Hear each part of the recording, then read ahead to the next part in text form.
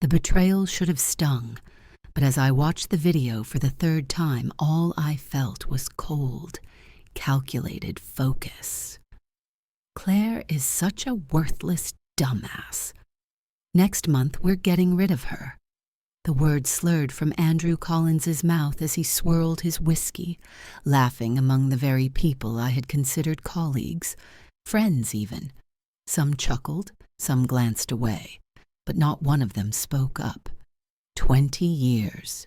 2 decades of late nights, missed holidays, fixing Andrew's mistakes and making him look competent.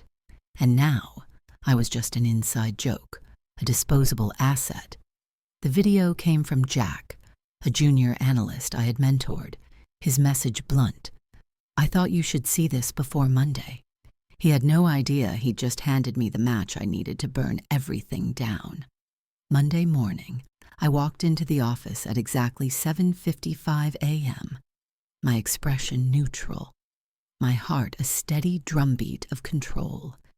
If Andrew thought I'd blindly walk into my own execution, he was about to learn exactly how wrong he was. The office hummed with routine, phones ringing, keyboards clicking, the faint scent of burnt coffee lingering in the air.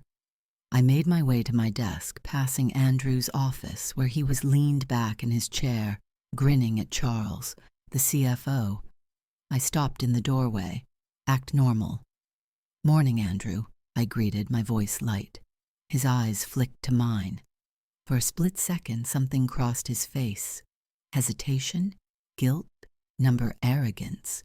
He grinned as if he hadn't sealed his own fate. "Claire, good weekend?" I smiled. "Great weekend. Feeling refreshed for another productive month." His smirk widened. "That's what I like to hear." "I bet it is." And so the game began. Over the next 4 weeks, I played my part perfectly. Smiled in meetings, took on extra work, stayed late. But beneath the surface, I was building my exit, not just for me, but for the destruction of everything Andrew took for granted. I compiled financial reports, old contracts, emails, pieces of a puzzle no one had ever put together. Until now, I reached out to long-standing clients, the ones who trusted me, not Andrew. I hinted at potential moves. They responded with immediate interest. I secured a meeting with a competitor, a firm that had been circling Collins and Phillips, waiting for a crack in the armor. I wasn't just leaving. I was taking the company's best accounts with me. And then, I made sure Andrew's downfall was inevitable. A quiet email to the board with a summary of his more questionable financial dealings. A package to the compliance department with enough discrepancies to trigger an audit. One final video attachment titled, "What Your CEO Thinks of His Employees." The morning of my final day, I arrived early. Andrew still thought he had the upper hand, that he'd blindside me with HR and a patronizing speech about company restructuring. He had no idea I was 3 steps ahead. By noon, whispers were already circulating. The board was reviewing my email. HR was scrambling. And by 3 p.m., the company lawyer had entered Andrew's office with a folder thick enough to be a death sentence. Andrew had planned to humiliate me. Instead, he was about to watch his empire crumble. At 3:30 p.m., his assistant called me in. The moment he opened his mouth, I smiled, because this time, I wasn't the one who wouldn't see it coming. Andrew thought today would be the end of me. He thought I'd walk into that office blindsided, humiliated, desperate. But I wasn't here to lose. I was here to make sure this was the day everything started to fall apart for him. The office felt different, charged. The whispers behind closed doors, the stolen glances when people thought I wasn't looking. They knew. They just didn't know that I knew. I moved through the day with deliberate ease, every motion calculated. If they were expecting pleading, outrage, or panic, They were going to be deeply disappointed. At exactly 3 p.m., Angela from HR entered Andrew's office. No eye contact, no hesitation. My phone vibrated moments later. "Andrew Collins, please come to my office at 3:30. I exhaled slowly, smoothing down my blouse. Show time. I stepped inside his office, a polite smile firmly in place. Angela sat across from him, company-issued folder neatly in front of her, standard protocol for a corporate execution. Andrew put on his best attempt at sympathy, his voice measured, rehearsed. "Claire, please, have a seat." I did. "We appreciate your dedication to the company over the last 20 years. His tone was almost convincing.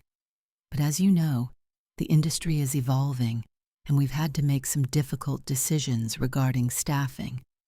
I nodded like I was hearing this for the first time. "We've decided to restructure your role, and unfortunately your position is being phased out." There it was.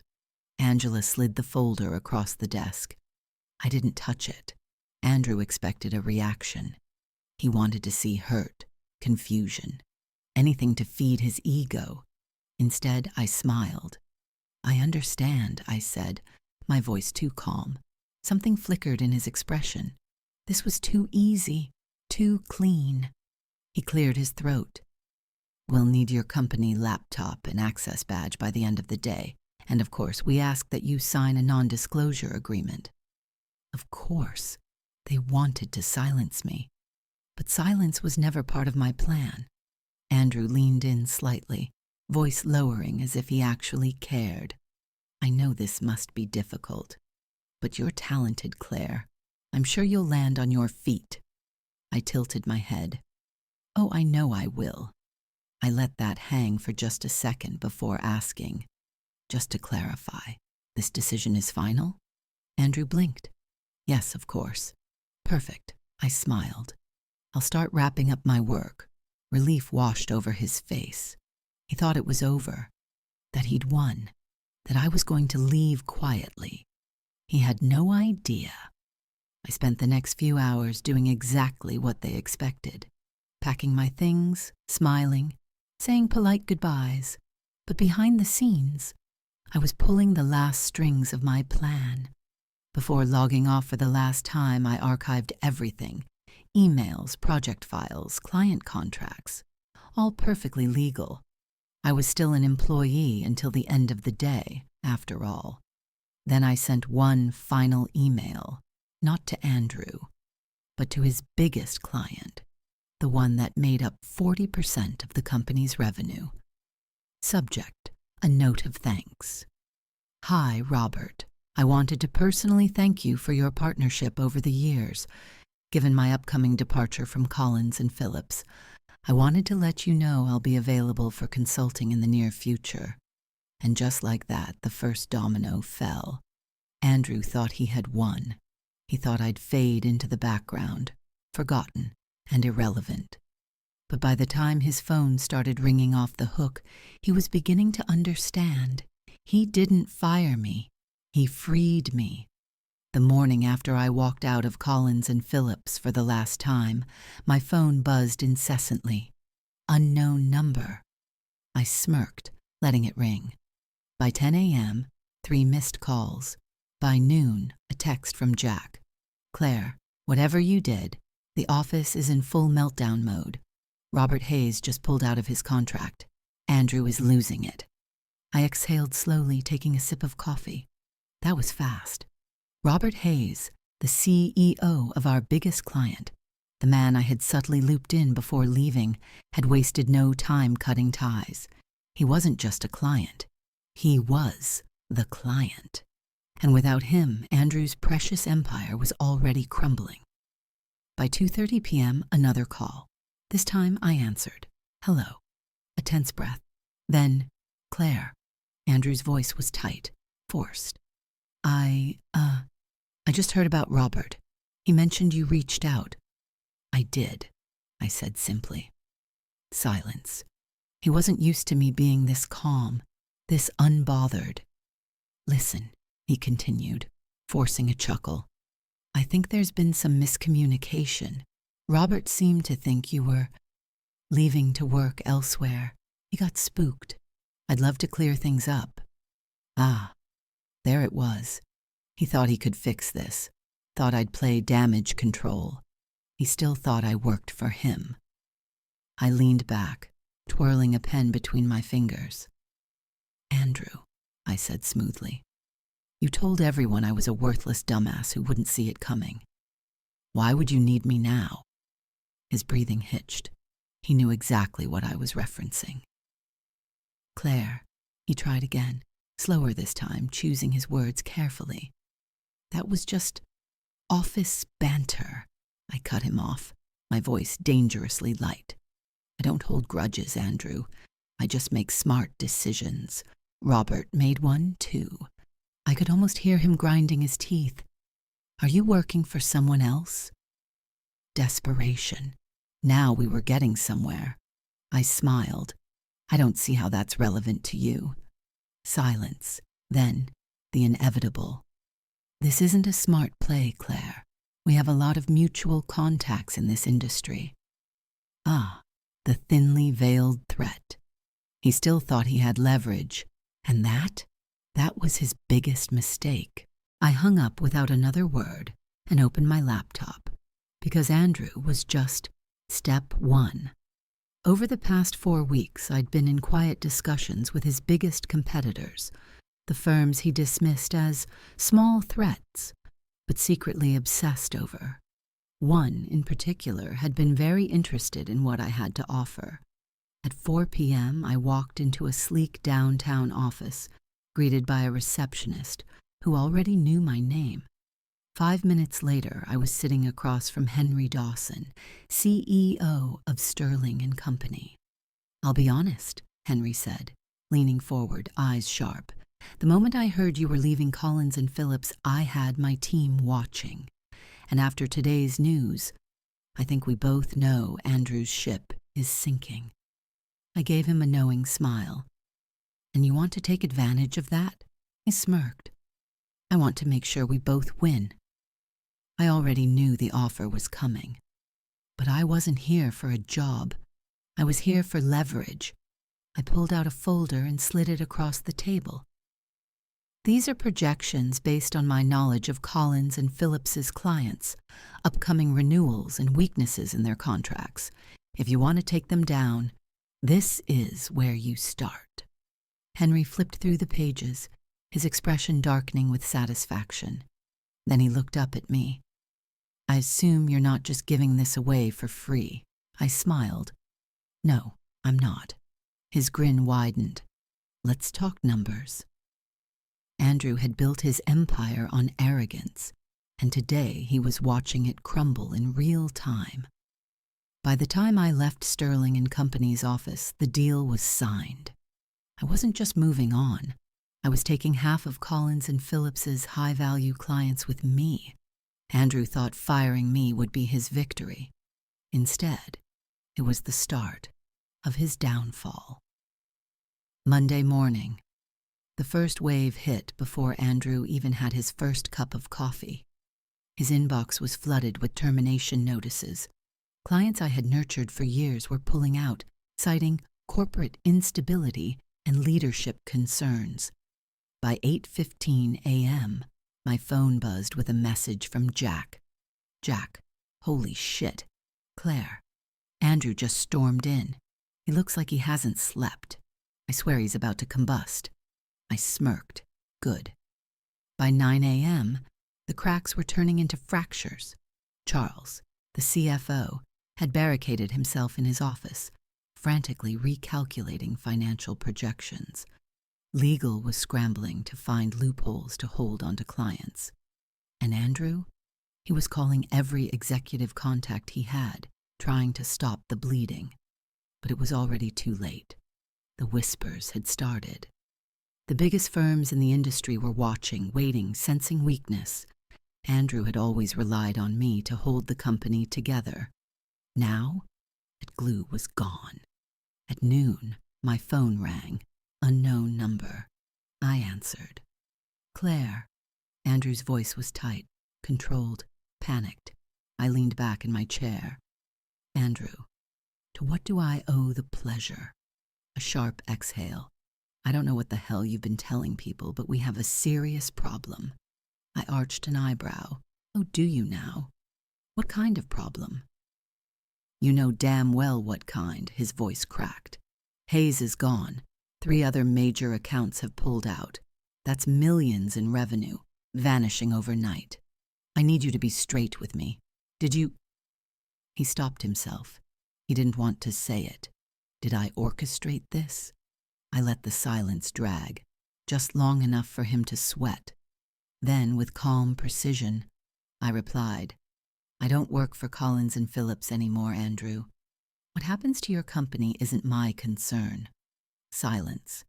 Then, you're working for Sterling, aren't you? I smiled. I don't see how that's relevant to you. Andrew cursed under his breath. You're making a mistake, Claire. This industry is small. You don't want to burn bridges. I let out a small, amused laugh. Andrew, you burned that bridge the moment you stood at that party and called me a worthless dumbass in front of the entire company. Dead silence. And then for the first time, I heard it in his voice. Fear. He knew. This wasn't bad luck. This was me. By 3 p.m., another message from Jack.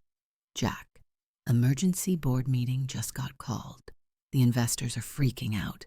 There's talk of replacing Andrew. I exhaled slowly, letting the satisfaction settle deep in my bones. Perfect. Andrew had always been good at covering up his incompetence, hiding behind my work, my reputation. But now, there was nothing left to hide behind.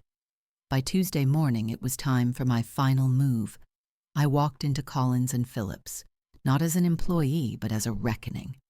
The office was eerily quiet, the usual hum of productivity replaced with a thick tension. Employees whispered as I passed, eyes flicking between their screens and me. They knew. I reached Andrew's office and knocked. A gruff voice. Come in. I stepped inside. Andrew sat slumped at his desk, his tie loosened, dark circles under his eyes. The arrogance? Gone. He looked like a man drowning. I closed the door behind me and took a seat, mirroring the exact position we had been in a week ago when he fired me. I smiled, leaning back. How's it going, Andrew? His jaw clenched. Cut the crap, Claire. What do you want? I tilted my head. Me? I just wanted to see how you were doing. A bitter laugh escaped him. Oh, you know how I'm doing. I did. And it was glorious. Andrew Collins thought he was untouchable, thought he could fire me and walk away unscathed. But as he sat across from the board, desperately trying to justify the disaster unraveling in real time, he realized the truth. His empire was built on my foundation, and I had just burned it to the ground. By Friday morning, the business world was watching him drown. Headlines painted him as a sinking captain aboard a ship he set ablaze. Major client exodus at Collins and Phillips. CEO under fire. Sterling and Company acquires key accounts. Is this the end for C&P? Every industry analyst, every corporate insider, they all knew. And me? I was sitting in my new office at Sterling and Company, sipping coffee, watching him fall. At 10 a.m., Jack's text came through. Jack, you are not going to believe this. Emergency investor meeting. Word is they're forcing Andrew out. I leaned back in my chair, smirking. Right on schedule. By 1 p.m., the board had convened. Every major investor, every senior executive, and at the head of the table, Andrew, sweating, spiraling, floundering. Gentlemen, he started, forcing that cocky smirk he had relied on for years. I know things look rough, but I have a plan. Andrew. The voice that cut him off belonged to the senior board member. We've spoken with the top investors. This isn't a negotiation. The smirk slipped. Our stock has dropped 23%. Our biggest clients are gone. Sterling and Company has completely outmaneuvered us. Do you even comprehend the level of damage that's been done? Andrew's hands curled into fists. You think this is my fault? A sharp laugh from across the table. You fired the one person keeping this company afloat, another board member said coldly, and now she's using everything she built to destroy you. That was the moment, the exact second it hit him. He knew exactly who was behind this, and worse, there was nothing he could do about it. At 3 p.m., the internal memo hit inboxes. Effective immediately, Andrew Collins has stepped down as CEO of Collins & Phillips. Interim leadership will be announced in the coming weeks. I read it twice, letting the words sink in. He wasn't just fired, he was erased. But still, it wasn't enough. At 5:30 p.m., an email popped up in my inbox from Andrew Collins. Subject, let's talk. Oh, this was going to be good. I clicked it open. Claire, I think we both know things have gotten out of control. I won't pretend we've always seen eye to eye, but we worked together for a long time. I know you're behind this, and I think it's time we put this behind us. Let's meet. Desperate, predictable, pathetic. I clicked reply. Andrew, there's nothing to discuss. I already told you, this isn't fixable. Enjoy your weekend, I hit send. And just like that, I closed the final chapter of Andrew Collins's career. But my story was just getting started. By Monday morning, I walked through the sleek glass doors of Sterling and Company, not as a survivor of corporate betrayal, but as their newest senior partner. Henry Dawson, the CEO, met me in the executive lounge, his handshake firm, his grin knowing. Welcome aboard, Claire. From what I hear, you've already made quite an impact. I smiled. I like to be efficient. He chuckled. Well, you're exactly what we need. The clients you brought in, they trust you. And more importantly, they're ready to grow. I nodded, feeling something I hadn't in years. Excitement, control, the certainty that no one, not Andrew, not anyone, would ever underestimate me again. This wasn't just a new job. This was the beginning of an empire. I should have known Andrew wouldn't go down without one last, desperate attempt. Late that afternoon, my assistant knocked hesitantly on my office door. Claire, you have a visitor. I glanced up from my laptop, noting the unease in her expression. Who? She shifted uncomfortably. Andrew Collins. For a moment, I just stared at her. Then, slowly, I leaned back in my chair, exhaling through my nose.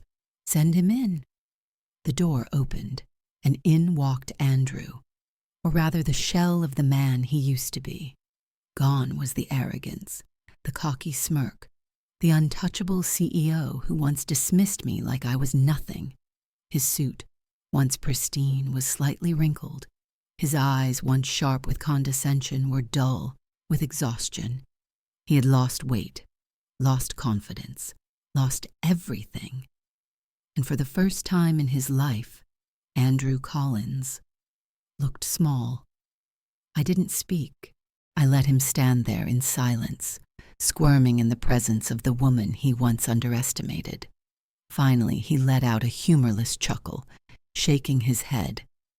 You really did it, huh? I tilted my head, feigning curiosity. Did what? His jaw clenched. You destroyed me. I didn't correct him, because he wasn't wrong. Instead, I simply folded my hands on my desk. You destroyed yourself, Andrew. He let out a sharp breath, rubbing a hand over his face. I underestimated you. I nodded. Yes, you did. A long silence stretched between us, thick with everything unsaid.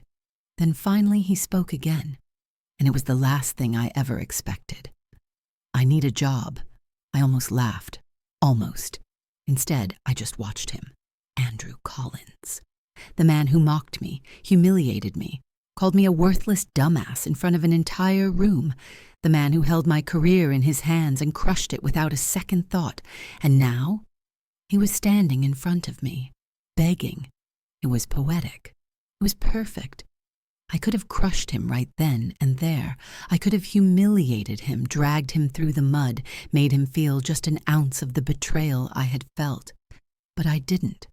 Instead, I stood, walked over to him, met his defeated, desperate gaze. "No, Andrew."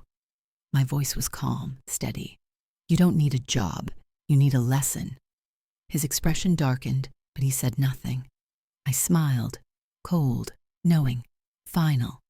"Good luck, Andrew."